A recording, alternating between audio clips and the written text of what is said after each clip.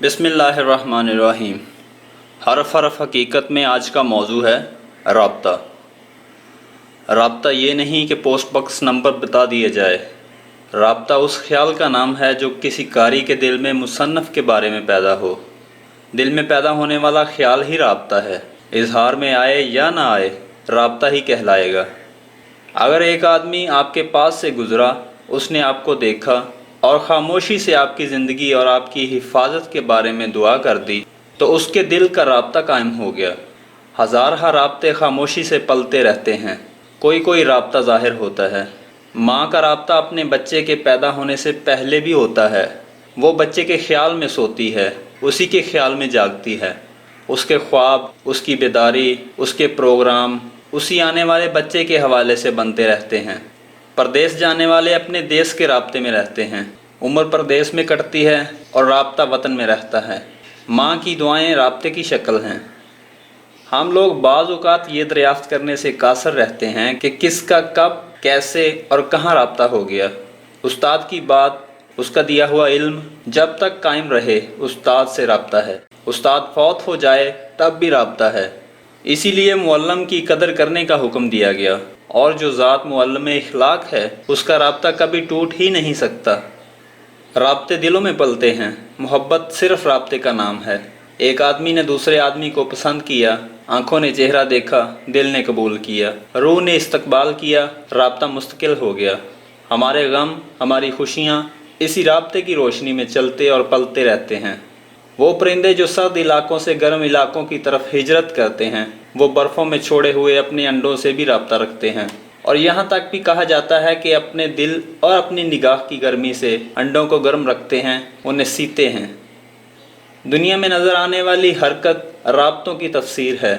بندے کا رابطہ خدا کے ساتھ، چاہے اس کا اظہار ہو یا نہ ہو، قائم رہتا ہے۔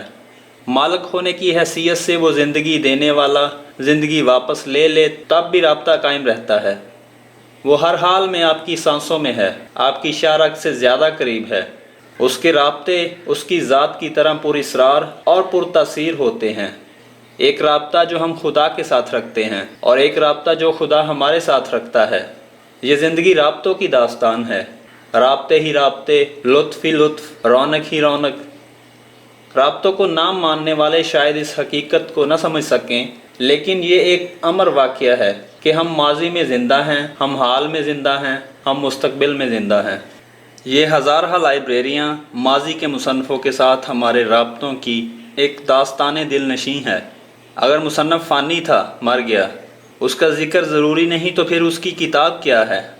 کتاب مصنف کے پاس لے جاتی ہے، اس کے دل میں لے جاتی ہے، اس کے دماغ میں لے جاتی ہے، اور ہم اس رابطے سے اکتساب فیض کرتے ہیں۔ اگر کوئی شخص یہ کہے کہ میں کسی مصنف کو نہیں مانتا، کسی کی کیمیائی سعادت کو نہیں مانتا، یا کسی نہج البلاغت کو نہیں مانتا، یا کسی کشف المحجوب کو نہیں مانتا کہ ان کے مصنف مر گئے، ختم ہو گئے، تو ادب سے یہ سوال پوچھا جا سکتا ہے کہ قرآن کو زندہ کلام کیسے مانتے ہو اور حدیث کو زندہ کلام کیسے مانتے ہو؟ حقیقت یہ ہے کہ ہر چیز، ہر گزری ہوئی چیز اتنی زندہ ہے کہ اندازہ کرنا مشکل ہے۔ کسی آدمی کا باپ فوت ہو جائے، قبر میں دفن ہو جائے، اگر وہ گزر گیا، ختم ہو گیا، تو قبر کیا ہے اور کیوں ہے؟ اگر قبر صاحب مزار کے نام سے موسوم ہے تو ہر مزار اپنے صاحب مزار کے رابطے کا ذریعہ بنتا ہے۔ ہم انہی رابطوں میں پلتے ہیں، انہی رابطوں پر چلتے ہیں۔ یہی رابطے ہماری سند ہیں، یہی رابطے ہماری گزرگاہ خیال کے راستے ہیں۔ انہی شاہراہوں پر وقت کے قافلے چلتے رہے۔ وہ قافلے کہیں غائب نہیں ہو گئے، کہیں عنقا نہیں ہو گئے، کہیں معدوم نہیں ہو گئے۔ وہ سارے زمانے کے چہرے پر اپنے نقش مرتسم کر گئے۔ تاریخ ماضی سے رابطہ ہے، اور مذہب تو ہے ہی رابطے کا نام۔ ہم کلمہ پڑھتے ہیں اور شکر ادا کرتے ہیں کہ اس نے ہمیں کلمہ پڑھنے والا بنایا، ہم کو ایمان عطا فرمایا، اور ہمیں ایک ایسے نبی معظم صلی اللہ علیہ وآلہ وسلم پر ایمان لانے کی سعادت بخشی کہ جو آج سے بہت عرصہ پہلے تشریف لائے۔ اگر ہم یہ کہتے ہیں کہ حضور اکرم صلی اللہ علیہ وآلہ وسلم اپنے زمانے تک موجود تھے اور اس کے بعد نعوذ باللہ موجود نہیں ہیں، تو سوچنا پڑے گا کہ صحابہ کرام رضی اللہ تعالیٰ عنہ نے جو کلمہ پڑھا اور جو کلمہ ہم پڑھ رہے ہیں، اس میں بنیادی فرق ہے۔ حضور اکرم صلی اللہ علیہ وآلہ وسلم کی زندگی اور موجودگی میں حضور صلی اللہ علیہ وآلہ وسلم پر ایمان لانا ایک دیکھی ہوئی بات تھی۔ آج جب وہ ذات ہمارے درمیان اس حالت میں موجود نہیں ہے تو ہم اس کا کلمہ اس یقین سے کیسے پڑھیں، اس کی شہادت اتنے وثوق سے کیسے دیں جو ان لوگوں کے پاس تھی جو آپ صلی اللہ علیہ وآلہ وسلم کے زمانے میں تھے۔ حقیقت تو یہی ہے کہ ہم بھی جو کلمہ پڑھتے ہیں تو ہم اپنے آپ کو حضور صلی اللہ علیہ وآلہ وسلم کے اتنا ہی قریب مانتے ہیں جتنا وہ لوگ مانتے ہیں، کیونکہ رابطہ جغرافیائی نہیں، تاریخی نہیں، وجودی نہیں، بلکہ یہ ایک روحانی رابطہ ہے۔ وہ رابطہ آج بھی اتنا ہی قوی ہے، اتنا ہی لافانی ہے جتنا پہلے تھا۔ یہی وجہ ہے کہ آج کلمہ پڑھنے والا کل کے کلمہ پڑھنے والے کے برابر ہے۔ جن لوگوں کے زمانے میں نزول قرآن ہوا انہوں نے دیکھا کہ کس طرح نزول کی کیفیات پیدا ہوئیں۔ ہمارے سامنے یہ واقعہ نہیں ہوا، لیکن ہمارا ایمان اتنا ہی قوی ہے کہ یہ کلام اللہ کا کلام ہے، جبرائیل امین علیہ السلام کا لایا ہوا، ہمیشہ رہنے والا، حضور اکرم صلی اللہ علیہ وآلہ وسلم کی زبان سے نکلا ہوا، اور یہ کلام ہمیشہ ہی اپنی تمام تقدیس کے ساتھ محفوظ اور قائم رہے گا۔ لوگوں نے اس رابطے کے بارے میں بہت سے شبہات پھیلائے ہوئے ہیں۔ اس میں کوئی شک و شبہ کی گنجائش نہیں کہ حضور پاک صلی اللہ علیہ وآلہ وسلم اللہ کے رسول ہیں، ہمیشہ کے لیے ہیں اور ہمیشہ کے لیے ہیں، اور جو ہیں انہیں تھے نہیں کہہ سکتے۔ سچ تو یہ ہے کہ جس ذات پر نزول کلام مجید ہو وہ ذات کم نہیں ہے مقدس کتاب سے۔ حضور صلی اللہ علیہ وآلہ وسلم کے رابطے کو سمجھنا بہت ضروری ہے۔ کلمہ ہی رابطہ ہے اور رابطہ ہی کلمہ ہے۔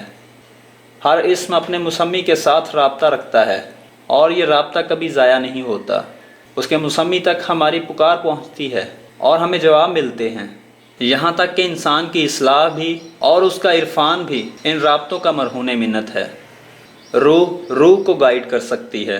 اب تو مغرب اور سائنس زدہ مغرب نے بھی روحانی رابطوں کو تسلیم کر لیا ہے۔